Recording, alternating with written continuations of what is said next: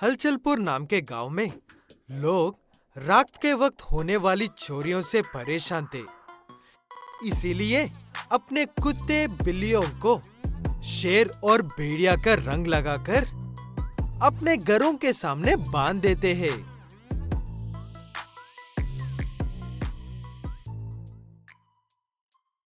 उज्जवल मेरे भाई, ये उपाय तुमने ही सारे गांव वालों को बताया था ना?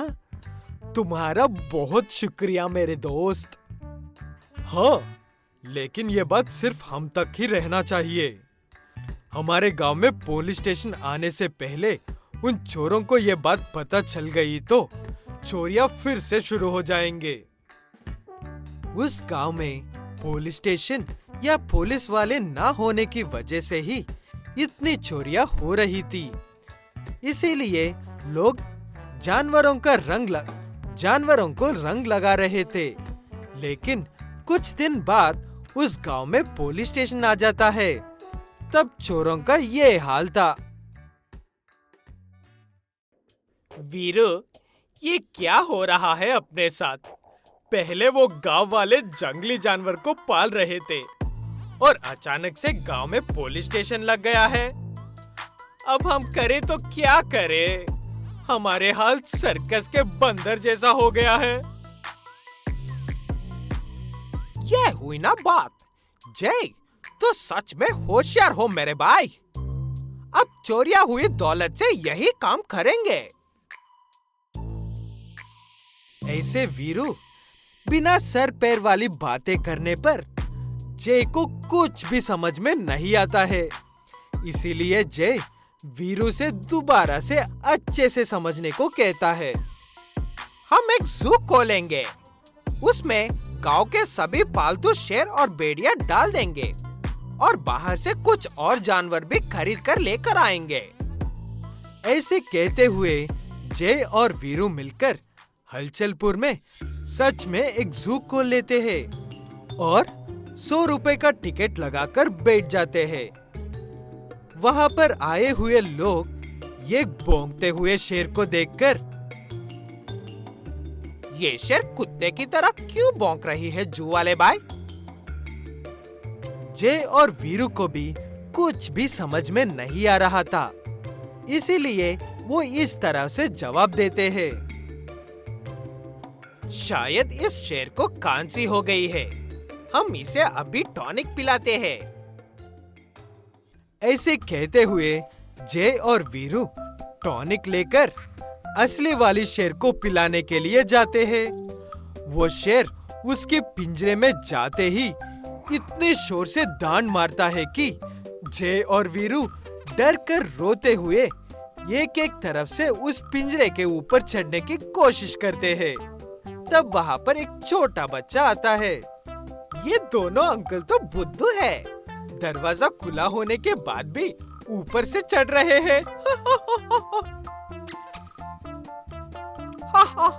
हम तो सिर्फ तुम्हें हंसाने की कोशिश कर रहे थे बच्चे। जाओ जाओ जाओ। जय और वीरू वहाँ से बंदरों के पास जाते हैं। वो ठीक है या नहीं देखने के लिए। वहाँ पर बंदर ये खेल खेल रहे थे, एक दूसरे को थप्पड़ मारने का खेल। जय और वीरू उन्हें रोकने के लिए जाते हैं। अरे रे रे रे, क्या कर रहे हो? पीछे हटो, पीछे हटो। बंद करो एक दूसरे को मारना। जय ऐसे ही कह ही रहा था कि तभी एक बंदर उसे खींचकर एक थप्पड़ मारता है। उसके बाद जय, वीरू और वो बंदर तीनों एक दूसरे को थप्पड़ मारते हुए बैठते हैं। तभी वहाँ पर फॉरेस्ट डिपार्टमेंट वाले आते हैं। जो जानवर मिसिंग है वो सबको संभाल कर गाड़ी में चढ़ा दो। मैं जाकर इस जूर के चोर मालिक से बात करके आता हूँ। ऐसे कहते हुए वो ऑफिसर जय और वीरू के पास जाकर कहते हैं कि उन्हें जो बिना इज्जत के जंगल से जानवर चुराए हैं, उस गलती के लिए वो लोग जय और वीरू के जू को बंद कर रहे हैं और बाकी के जानवरों को लेकर जा रहे हैं। तब वीरू कोई बात नहीं है, हमारे पास अब भी गांव वालों के जानवर हैं, हम उनसे ही सर्कस कर लेंगे। वीरू का ऐसा कहते ही वहाँ पर हल्की सी बारिश होती है और सारे कुत्ते बिल्लियों के रंग उतर जाती है। वो देखकर जय और वीरू के गुस्सा का कोई ठिकाना नहीं था।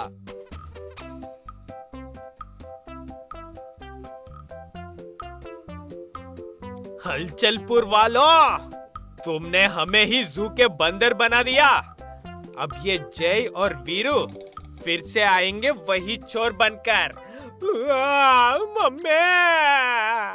सूरज हमेशा परेशान रहता था क्योंकि उसे ये बात समझ में नहीं आ रहा था कि उसे कौन सा काम या व्यापार करना चाहिए।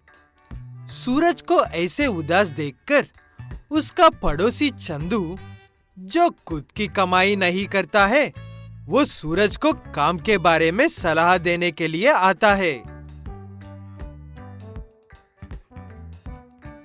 क्या बात है सूरज, परेशान लग रहे हो? मुझे बताओ, शायद मैं तुम्हारी कोई मदद कर सकता हूँ। क्या बताओ चंदू, मुझे समझ में नहीं आ रहा है कि कौन सा काम या व्यापार करना चाहिए।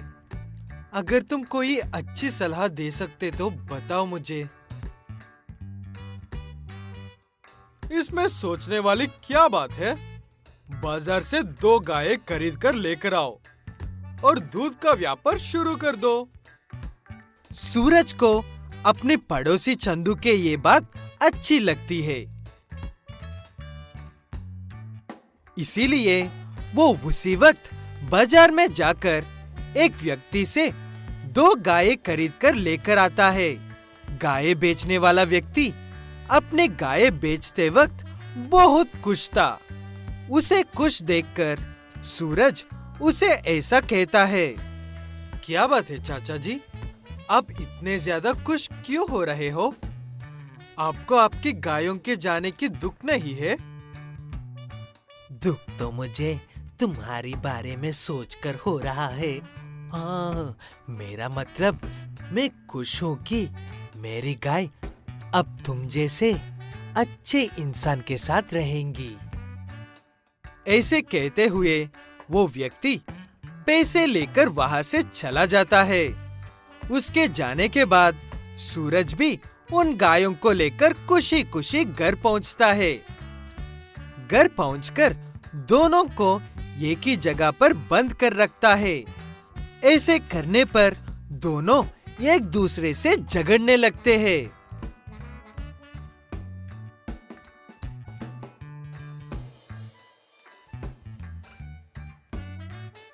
अरे रे रे, तुम दोनों ऐसे क्यों झगड़ रहे हो? इन्हें अलग अलग रखना होगा, वरना ये एक दूसरे को मार डाल के मेरा नुकसान कर देंगे। ऐसा कहते हुए सूरज दोनों को अलग अलग जगह पर बांध देता है। उसके बाद दोनों शांत हो जाते हैं। अगले दिन सुबह सूरज एक गाय के पास दूध निकालकर दूसरे के पास आने पर वो गाय सूरज को लात मारती है। हाय, कमर टूट गई रे बाबा। शरीर में किसकी आत्मा घुस गई? ऐसी लात मार रही हो? ऐसे कहते हुए सूरज उस गाय के पास नहीं जाता है और एक ही गाय के दूध से व्यापार करके आता है। व्यापार करके आने के बाद सूरज को सुबह वाली बात याद आती है, इसीलिए सूरज पहले उसी गाय को घास डालता है जिसने उसे लात मारी थी। अब वो गाय घास खा लेती है, लेकिन दूसरी गाय घास के ओर देखती भी नहीं है। अब मुझे समझ में आ रहा है कि वो गाय वाला इतना खुश क्यों हो रहा था। कमीना कहीं का, मुझे फंसा दिया। ऐसे कहते हुए सूरज फिर से उसी जगह पर परेशान होकर बैठ जाता है। तब उसके पास फिर से चंदू आता है। क्या बात है सूरज, परेशान लग रहे हो? मुझे बताओ, शायद मैं तुम्हारी कोई मदद कर सकता हूँ। क्या बताओ चंदू, तुम्हारा कहने पर मैंने गाय खरीदकर दूध का व्यापार शुरू किया था। व्यापार तो अच्छा चल रहा है, लेकिन दोनों गायें हमेशा एक दूसरे से लड़ती रहती है।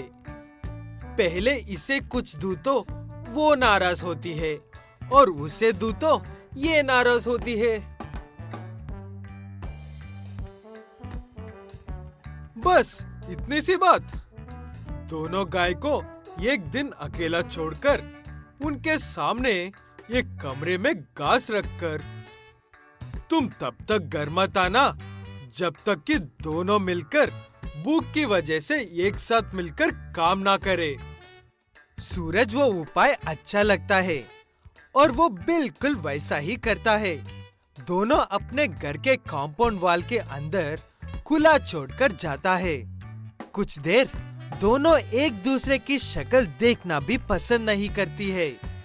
जब भूख लगने लगती है, धीरे धीरे से एक दूसरे के शक्ल देखते हैं और एक गाय उस कमरे के पास जाती है।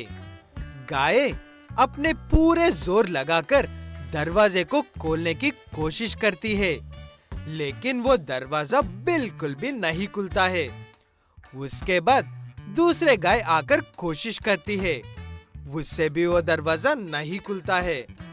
दोनों के पास और कोई रास्ता नहीं था, इसीलिए दोनों साथ मिलकर उस दरवाजे को तोड़कर घास खाते हैं और तब से उनकी दोस्ती हो जाती है। वो देखकर सूरज बहुत खुश होता है और अपना व्यापार अच्छे से कर लेता है।